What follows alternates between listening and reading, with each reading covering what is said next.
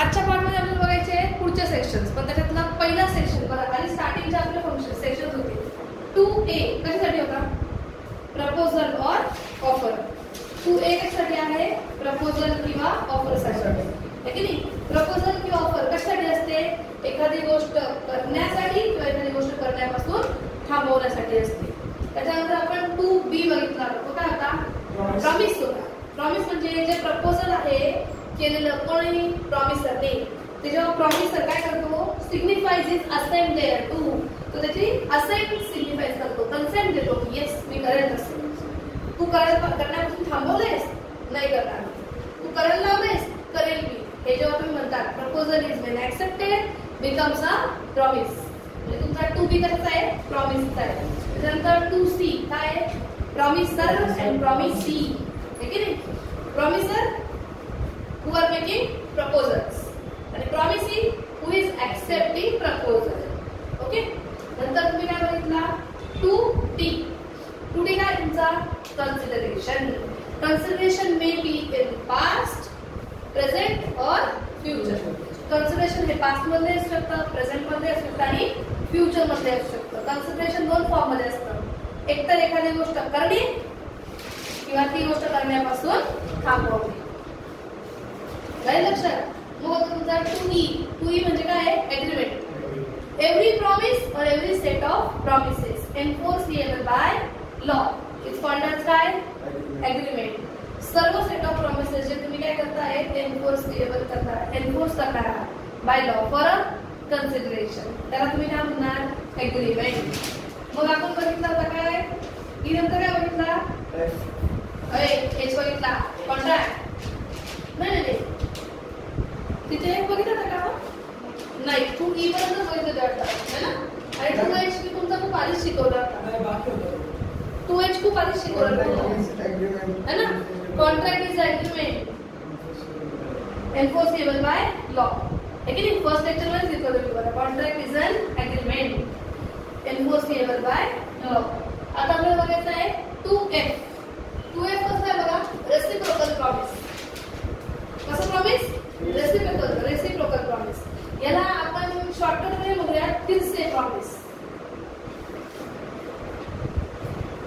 फिरसे प्रॉमिस म्हणजे ते लहान लहान पोरांचं कधी बघितलंय? एखादा म्हणतो तू मला मी पेन्सिल देशील ना तर मी माझं पेन तुला देईन. हे काय होते? Reciprocal promises. दोन्ही साइडने काय येतात? प्रॉमिसेस येतात. म्हणून त्यांनी दिलं बघा. रेसिप्रोकल प्रॉमिस म्हणजे काय? requires both the party to the agreement to do something. दोन्ही पार्टीज काहीतरी करण्यासाठी काय करता आहेत? एग्री करता आहेत. याला तुम्ही काय म्हणतात? Reciprocal promises. आलं लक्षात? 2F कसला असतो? रेसिप्रोकल प्रॉमिसेसचा असतो. मग आहे तुमच्याकडे 2G. तो आहे void agreement. void agreement म्हणजे कसं आहे? void, null, खोकला, खाली, उसका कुछ नहीं हो सकता. ह्याचं एक एक्झाम्पल बघा. आबा म्हणे बाबाला तू मला एक पेंटिंग ड्रॉ करून दे. बाबा पेंटिंग ड्रॉइंग करून देणार बोला आबाला आणि त्याच्या बदल्यात हा बाबा आबाकडनं घेणार आहे 10,000 रुपये. पण गप्पा कशी झाली? यांनी ऍग्रीमेंट केलं आणि ऍग्रीमेंट पूर्ण व्हायच्या आत बाबा टाकले. आता हे ऍग्रीमेंट पॉसिबल आहे का? आता हा कॉन्ट्रॅक्ट होऊ शकतो का? नाही होऊ शकत. त्याला म्हणतात void agreement. सुरुवातीपासूनच खाली एक खोकलं आहे ते ऍग्रीमेंट. एका मोमेंट नंतर ते ऍग्रीमेंट काय झालं? तेच कामाचं नाही उरलं, खाली राहिलं. नल म्हणते त्याने. नल विच इज सुरू से खाली. तर तुमचं ते कॉन्ट्रॅक्ट होणारच नाही.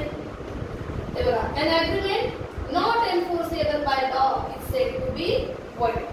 जे कायद्याने एन्फोर्सेबल असणारच नाही. का? आबा टपकले ना, सॉरी बाबा टपकले. आता कोण चित्र काढणार आहे? पैसे देणार आहे पण चित्र काढून देणार आहे का? नाहीये. या ऍग्रीमेंटला काय म्हणतात? void agreement. an agreement not enforceable by law. कायद्याने ते ऍग्रीमेंट होणं शक्य नाही. त्याला काय म्हणतात तुम्ही? void म्हणतात. मग बघा तुम्हाला एक बघायचं आहे कॉन्ट्रॅक्ट. ऑलरेडी आपण बघून झालंय. काय contract? an agreement enforceable by law is a contract. असं एग्रीमेंट जे कायद्याने एन्फोर्सेबल आहे त्याला ते काय म्हणतात कॉन्ट्रॅक्ट म्हणतात. हा आपण ऑलरेडी शिकून झाला आहे की नाही. मग आपल्याला आज बघायचं आहे 2I voidable contract. Voidable contract, an agreement which is enforceable by law at the option of one or more of the parties thereto, but not at the option of other and others, is voidable contract. काय म्हणायचे मला व्यवस्थित ऐकून घ्या. तेच ते भावना पोहोचतील तुला. voidable contract. voidable contract म्हणजे काय. आता हे at the option of one or more party. या कोणत्या पार्टी आहेत ज्यांना झालेलं आहे नुकसान. आणि या अदर पार्टीज म्हणजे कोण आहे ज्यांच्यामुळे झालं आहे की नाही. ज्यांच्यामुळे झालं त्या अदर पार्टीज म्हटले. आणि वन और मोर म्हणजे ज्यांना खरंच नुकसान झालंय त्या. आणि नुकसान झालेल्या पार्टीला आपण काय म्हणतो हे बघा इथे ऍग्रीव्ड पार्टी. मला ऍग्रीव्ड पार्टी की ज्यांचं खरंच बिचाराचं नुकसान झालेलं आहे. मग बघा an agreement which is enforceable by law. कायद्याने ते एन्फोर्सेबल होतं but at the option of one or more of the parties there but not at the option of other and others is called as voidable contract. आलं का लक्षात. नक्की. मग तू म्हणशील ना कॉन्ट्रॅक्ट voidable का होतं. एक तर कॉन्ट्रॅक्ट व्हॅलिड असतं जे एन्फोर्सेबल बाय लॉ आहे की नाही. एक तर कॉन्ट्रॅक्ट void असतं म्हणजे जे कायद्याने मान्यच नाहीये. हे काय असतं voidable. voidableचा अर्थ असा की ह्या 1 2 3 4 5 पैकी एका तरी कोणत्या तरी गोष्टीमुळे तुमचं कॉन्ट्रॅक्ट हे ऍग्रीव्ड पार्टीच्या हातामध्ये जातं. त्यांनी जर का ऍक्सेप्ट केलं तुमच्या कॉन्ट्रॅक्टला त्याला आपण अजून एक शब्द म्हणतो तो आहे रॅटिफिकेशन. काय म्हणतो रॅटिफिकेशन. हा शब्द ना तुम्हाला सेल ऑफ गुड्स ऍक्ट मध्ये ऍड केलेला आहे. रॅटिफिकेशन ऍक्सेप्ट करणं. आता बघा काय झालं. मिस्टेक. मिस्टेक म्हणजे काय चूक. चुकीचं सांगितलं गेलं. कोर्शन. कोर्शन म्हणजे काय धमकी. जर का माझी फी भरली नाही तर तू गेला कामात. Undue influence. नात्याचा गैरफायदा म्हणजे पप्पांना म्हणायचं प्रॉपर्टी माझ्या नावावर देताय का घेऊ लटकून काढू सुरी प्रॉपर्टी माझ्या नावावर द्या.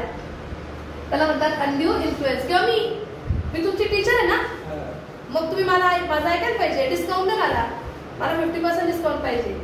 तू डिस्काउंट दिला पण तुझ्या मनाने दिला का नाही.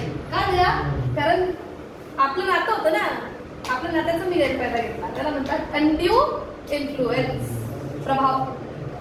तुमचा प्रभाव नात्याचा माझा जो प्रभाव होता ना तुमच्यावर त्याचा मी फायदा घेतला. त्याला म्हणतात अनड्यू इन्फ्लुएन्स. फ्रॉड डायरेक्ट धोका. मिसरिप्रेझेंटेशन म्हणजे काय चुकीची इन्फॉर्मेशन चुकीची माहिती देणं. याच्यामुळे अगर पार्टी को क्या हुआ नुकसान हुआ. पार्टी मध्ये तर ते कॉन्ट्रॅक्ट होईल अदरवाईज ते कॉन्ट्रॅक्ट होणार नाही. फॉर एक्झाम्पल माझ्या मामाचं घर आता मला रेंटवर यायचं होतं ना.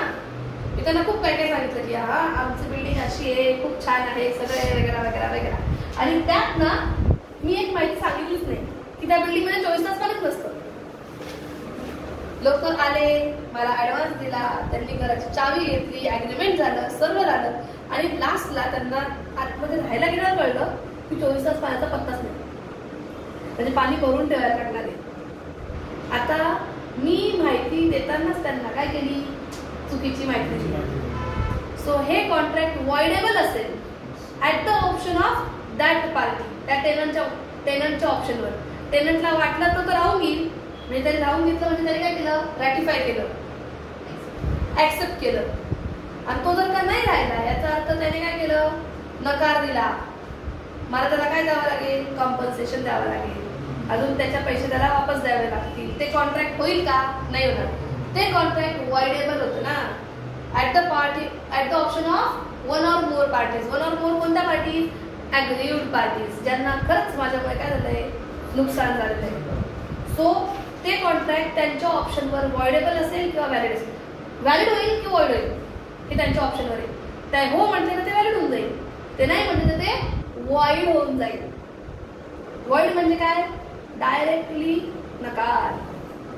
ओके, हे होतं तुमच्याकडे काय? Voidable contract. ह्याच्याबद्दल मी अजून एक गोष्ट लिहिली बघा. It means it can be voidable at the option of agreed party. Agreed party म्हणजे कोण? हु हैव सफर्ड लॉसेस, जिनका नुकसान हुआ है उनको बोलते हैं अग्रीड पार्टी. त्यांच्या ऑप्शनवर राहील. समजा, म्हणजे आपण नाही का मेकअप करणं म्हणून मेकअप करणे सांगितलं की बघ तू छान मेकअप करशील का वगैरे वगैरे, ती हो सगळं बोलली. आपण तिला 3D मेकअप करायला लावला होता आणि तिने साधा सुद्धा मेकअप केला. आता त्या मोमेंटला तिची ती खास मोमेंट होतं नवरीचं, ते काय झालं? रूम झालं की नाही? नष्ट रूम झालं म्हणजे स्पॉइल झालं. मग आता तिला माफ करणं आणि न करणं हे ऑप्शनवर आहे कोणाच्या? नवरीच्या. आलं का लक्षात? It can be ratified, it cannot be ratified. If it will ratify, then contract becomes valid. If she said no, then contract becomes void. कळलं? मग void contract म्हणजे काय रे? बघा तुमच्याकडे void contract आहे. 2J void contract. त्याचा अर्थ काय बघा? A contract which ceases to be enforceable by law becomes void when it ceases to be enforceable. आहा, काय वाक्य बघा. म्हणजे नाही का, एक मुलगा वेडा आहे तेव्हापासून, जेव्हापासून तो वेडा झाला. एक मुलगा वेडा बनवला जाईल जेव्हापासून तो वेडा झाला. व्यवस्था आहे का? अ contract which ceases to be enforceable. ceases म्हणजे काय रे? ceases म्हणजे बंद. A contract which ceases to be enforceable by law becomes void. असं कॉन्ट्रॅक्ट जे कायद्याने एन्फोर्सेबल व्हायला सीज झालंय, बंद झालंय, becomes void. कधीपासून void होईल? When it ceases to be enforceable. म्हणजे सुरुवातीला ते कॉन्ट्रॅक्ट होतं, पण ते कॉन्ट्रॅक्ट आहे ना एन्फोर्सेबल व्हायला काय होऊन जाईल? सीज होऊन जाईल. तेव्हा ते काय होईल? void होईल. फॉर एक्झाम्पल, याला आपण म्हणतो void ab initio. काय म्हणतो? void ab initio. ही काय आहे? एक आपली लॅटिन फ्रेज आहे. void ab initio ही काय आहे? लॅटिन फ्रेज आहे. आणि त्या लॅटिन फ्रेजचा अर्थ बघा. void तर माहिती तुम्हाला, जो कायद्याने मान्य नाही. ab फ्रॉम, कधीपासून? इनिशियल स्टेज पासून, स्टार्टिंग पासून. कधीपासून? स्टार्टिंग पासून. Means which is enforceable at first but becomes void after happening of certain event. Becomes non-performable. म्हणजे एखाद्या इव्हेंट पासूनच ते काय होऊन जात आहे? नॉन परफॉर्मेबल होत आहे. त्याला तुम्ही काय म्हणता? void ab initio. हे void ab initioचं एखादा कॉन्ट्रॅक्ट, एखादा एक्झाम्पल सांगा बरं. सट्टा, जुगार. जुगारला इंग्लिशमध्ये काय म्हणतात? वेजर. वेजर म्हणजे सट्टा. हा आपल्या देशात काही ठिकाणी मान्य आहे तर काही ठिकाणी नाहीये.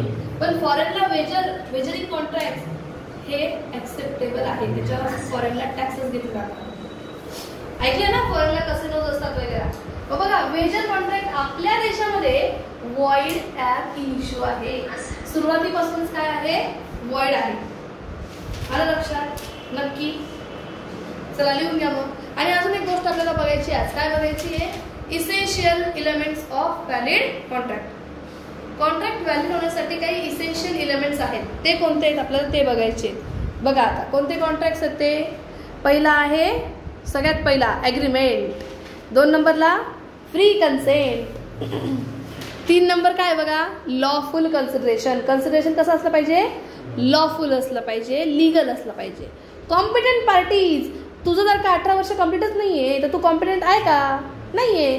किंवा तुला मध्ये मध्येच तो नाही का ते इंडियन ऐकलं का, तो मध्येच सँडीचा सुंडी होऊन जातो. कोणता पिक्चर आहे त्याच्यामध्ये, तो सँडी असेल तर हे बघा, तो सँडी असेल तेव्हा मी कॉन्ट्रॅक्ट केलंय ना तर ते कॉन्ट्रॅक्ट व्हॅलिड असेल. तो जेव्हा सुंडी असेल तेव्हा जर का मी कॉन्ट्रॅक्ट केलं तर ते कॉन्ट्रॅक्ट काय होणार आहे? वॉइड होणार आहे, व्हॅलिड राहणार नाही. म्हणजे माणूस साऊंड असला पाहिजे, साऊंड माइंडेड असला पाहिजे तो. त्याला आपण काय म्हणतो इकोमध्ये? Rational person must be rational. कळलं का? Sound mind. म्हणजे तो वेडा नको, तो दारुडा किंवा बेवडा नको, किंवा त्याची तशी माइंड नसेल, स्टेज ऑफ माइंड नसेल, तेव्हा तुम्ही त्याच्याशी कॉन्ट्रॅक्ट करू शकत नाही, because he is not competent. किंवा गव्हर्नमेंटनेच सांगितलं आहे, कोर्टनेच, की या भाऊंनी इथून पुढे कोणत्याही कॉन्ट्रॅक्टमध्ये एंटर व्हायचं नाही, ही इज इनसॉल्वंट, दिवाळखोर. किंवा गव्हर्नमेंटने सांगितलं की ह्याच्यासोबत कोणताही कॉन्ट्रॅक्ट करायचं नाही, तर आपला तो व्यक्ती कॉम्पिटंट राहील का? नाही. मग आहे लिगल ऑब्जेक्ट. ऑब्जेक्ट लिगल पाहिजे, म्हणजे तुम्ही कॉन्ट्रॅक्ट करतायत ना, मी तुला पैसे देईल, तू जाऊन गणेशला धरून जोडून आण. लिगल ऑब्जेक्ट नाही आहे, ऑब्जेक्ट लिगल पाहिजे. लिगल रिलेशनशिपसुद्धा कशी असली पाहिजे? लिगल असली पाहिजे. पुढे काय आहे 7 number, agreement not to be expressly declare to be void. Expressly, लिखितपणे ते ॲग्रीमेंट वॉइड असायला नको. Certain and capable of performance, म्हणजे दुकानात जायचं म्हणायचं, मम्मीने सांगितलंय तेल द्या 1 लिटर. अरे पण तेल कोणतं ते तर सांग. सर्टन आणि केपेबल, देता येईल असंच गोष्टी विचार तुम्ही लोकांना. जे लोकांना करताच येणार नाही अशा गोष्टी तुम्ही त्यांच्याकडनं मागायच्या नाही, तरच ते व्हॅलिड कॉन्ट्रॅक्ट असेल. आणि मग लिगल फॉर्मॅलिटीज असल्या पाहिजे सर्व, प्लस कन्सेन्सस ॲट ॲडम. ह्याचा अर्थ काय रे? Meeting of minds. ह्याला मी एक छोटीशी ट्रिकी वर्ड यूज केला आहे. काय तो? Double coincidence of want. की तुझ्याकडे मारुती 800 पण आहे, मारुती अल्टो पण आहे. ओके, तुला ऐकायची ती मारुती 800, समोरच्याने ऐकली मारुती अल्टो. मी मारुती 800ची किंमत सांगू राहिली, तो मारुती अल्टोची किंमत ठरवून राहिला, विचार करू राहिला. म्हणजे मारुती अल्टो मी त्याला बोलले की मारुती 800 मी तुला 50,000 देते, आणि माझी अल्टो आहे ना 2 लाखाची, तो तिच्याकडे बघून राहिला. इतनी खुशी, 2 लाख की गाडी 50,000 में. अशा वेळेस सुद्धा व्हॅलिड कॉन्ट्रॅक्ट होऊ शकत नाही.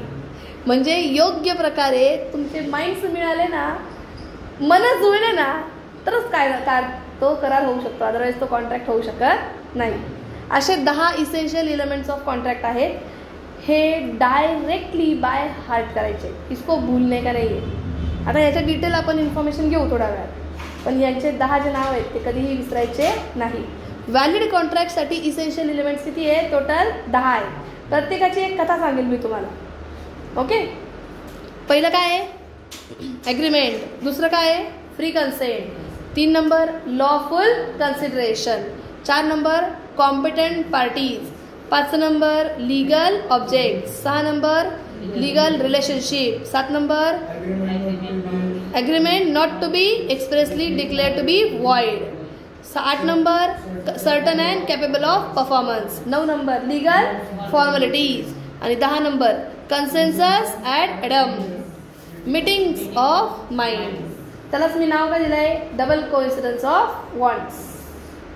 कळलं?